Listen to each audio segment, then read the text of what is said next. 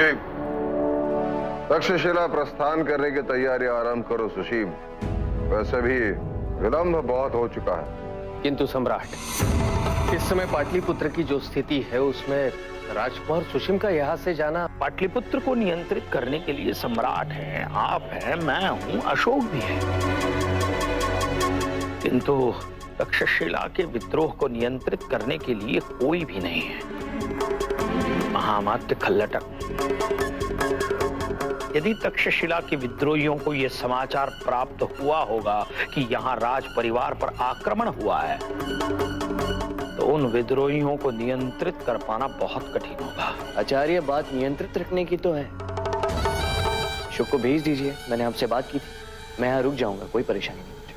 सुशील, तुम इतना बड़ा अवसर अपने भ्राता अशोक को देना चाहते हो, यह सुनकर बड़ी प्रसन्नता हो रही है मुझे। किंतु पुत्र, यह समय भ्रातृ प्रेम दिखाने का नहीं है, प्रेम दिखाने का है।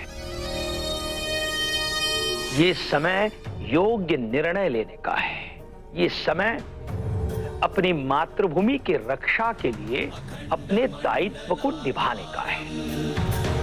सुशील, तुमने आज तक छोटी बड़ी बहुत भूलें की हैं और उनसे सीखा भी है।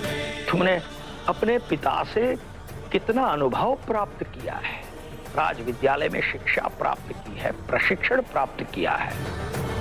इसलिए पुत्र, तक्षशिला के विद्रोह को नियंत्रित कर पाने के लिए तुम ही सक्षम हो। यह अनुभव अशोक के पास नहीं है पुत्र। और यदि अशोक सक्षम होता, प्रशिक्षित होता, इतना अनुभव प्राप्त होता, तो मैं एक क्षण का भी विलंब न करता।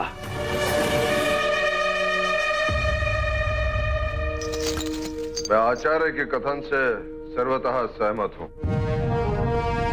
तक्षशिला प्रस्थान करने की तैयारी आरंभ करो सुशील। भगत को तुम्हारी आवश्यकता है।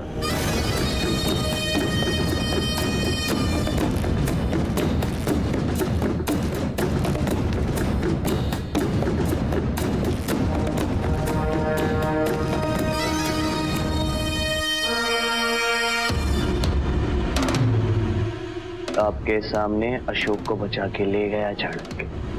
हाथ पे हाथ रख के बैठे रहिए आप।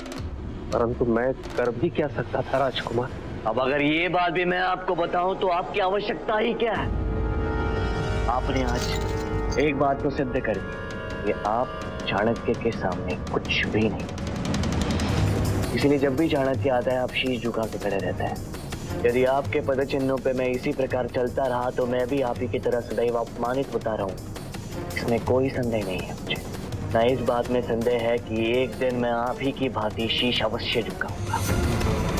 कदाचित अशोक के समक्ष आप पे विश्वास करके, आपसे अपेक्षाएं रख के मैं मूर्ख सिद्ध हो चुका। मूर्ख जीवन की सबसे बड़ी भूल है जो मैंने की है। पर मैं अपनी भूल को सुधारना भली भांति जानता हूं महामंत्री। यदि आप मुझे तक्षशिला जाने से नहीं बचा पाए तो आपको कहीं जाने योग्य नहीं छोड़ूंगा मैं।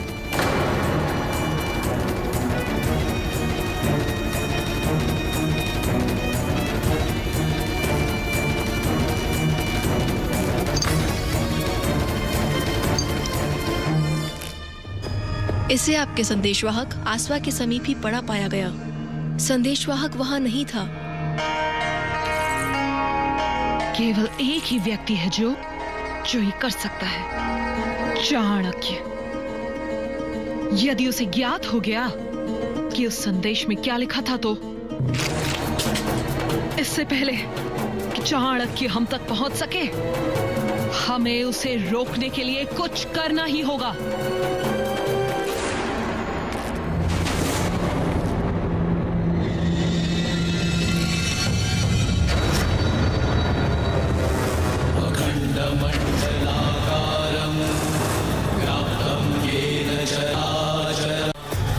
विरोध और मतभिन्नता का कृपा करके आप ये अर्थ न निकाले कि मैं आपका सम्मान नहीं कर रहा हूं। सदैव आपका सम्मान करते आया हूं, क्योंकि मैं सदैव यही सोचता आया हूं, आपके लिए आपके निजी स्वार्थ से भी अधिक महत्व का है मगध की प्रतिष्ठा को बनाए रखना।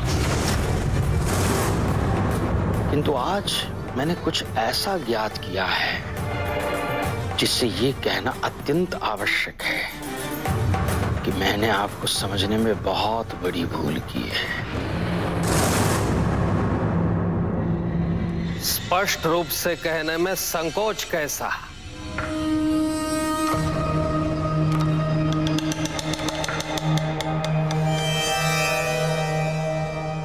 पुरुषोत्तम,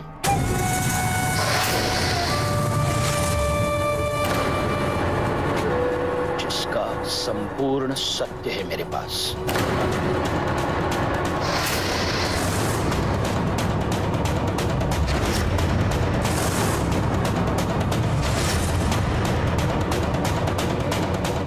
शरणार्थियों का पुनर्वसन करने के लिए राजकोष का धन निकाला जा रहा है, किंतु वह धन शरणार्थियों तक नहीं पहुंच रहा है, कहीं और ही पहुंच रहा है।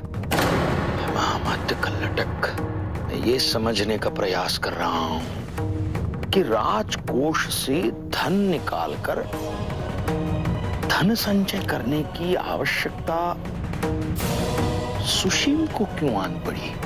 क्या योजना क्या है उसकी जिसमें आपकी सहमति और आपकी सहभागिता का प्रमाण है मेरे पास? मैं आपसे ईर्ष्या करता था आचार्य।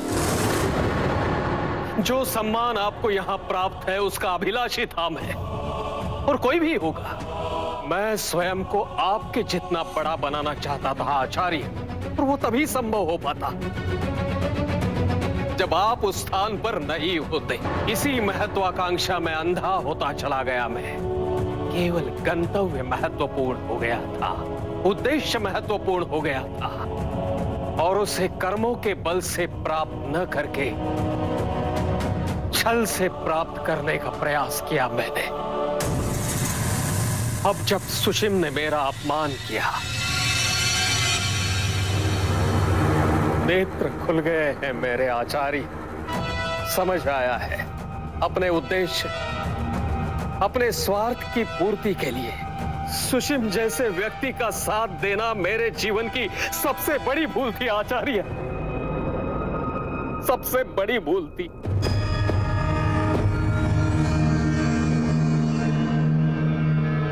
अपने लोभ में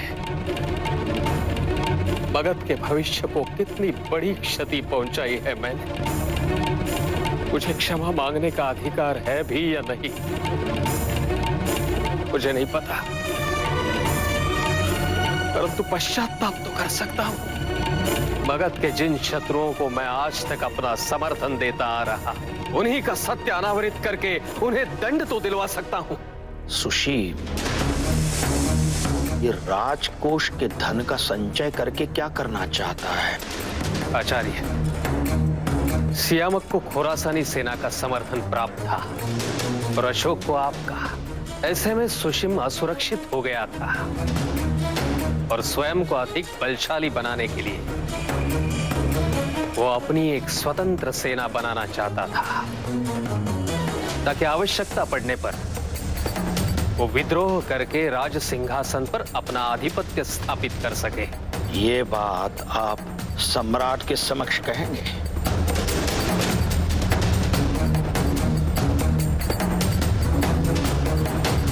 साक्ष्य तो मैं अवश्य दूंगा आचार्य, परंतु प्रमाण के बिना साक्ष्य पर्याप्त नहीं होगा, और मेरे साक्ष्य देते ही सुशिम ये सुनिश्चित करेगा कि कोई प्रमाण शेष ना रहे, और इसलिए मुझे थोड़ा समय चाहिए आचार्य। सूर्य अस्त होने तक का समय देता हूं, अन्यथा ये सत्य सम्राट के समक्ष प्रकट कर दूंगा मैं।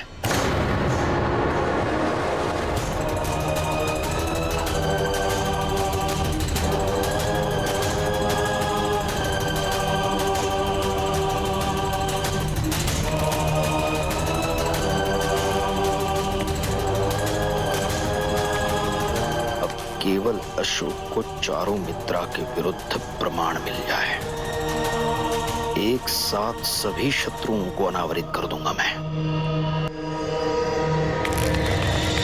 बड़ी सहायता लेकर आया हूँ मैं, बड़ी आशाएं लेकर आया हूँ आपके पास। मुझे बताया गया है कि आपके अतिरिक्त और कोई मेरी सहायता नहीं कर सकता। मेरी सहायता करिए, मुझे मना मत करिएगा। कौन हो तुम? मेरे पैर छोड़ो बालक। नहीं, मैं तभी छोड़ूंगा जब आप मुझे ये वचन देंगे कि आप मेरी माँ का उपचार करेंगी। उनको किसी ने तंत्र शक्ति से हानि पहुँचाने का प्रयास किया है। मैं जानता हूँ कि आप उसे निष्प्रभाव कर सकती है। तंत्र शक्ति? मैं उसे निष्प्रभाव कैसे कर सकती हूँ? तुमसे कुछ भूल हुई है बालक। जानते नहीं हो मगध में तंत्र विद्या का प्रयोग करना भी निषेध है। नहीं, मैं जानता हूँ आप कर सकती हैं। समझ क्यों नहीं रहे हो तुम? मैं तुम्हारी माँ का उपचार कैसे कर सकती हूँ? क्योंकि आपने ही तंत्र विद्या का उपयोग किया था उन पर, और स्वाभाविक है कि आप ये भी अवश्य जानती होंगी कि उन्हें इससे मुक्त कैसे किया जा सकता है। यदि आपने मेरी सहायता नहीं की तो न केवल आप तंत्र विद्या के लिए अपितु मेरी माँ को हानि पहुँचाने के लिए भी दंडित की जाएंगी। मेरे पैर छोड़ो, मैंने कुछ नहीं किया है।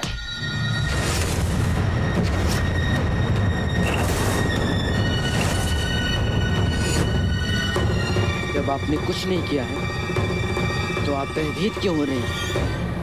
कौन है वो जिसके कहने पे आप ये सब कुछ कर रही हैं? बताइए मुझे, कौन है वो जो मेरी माँ रानी धर्मा को हानि पहुंचाना चाहता है?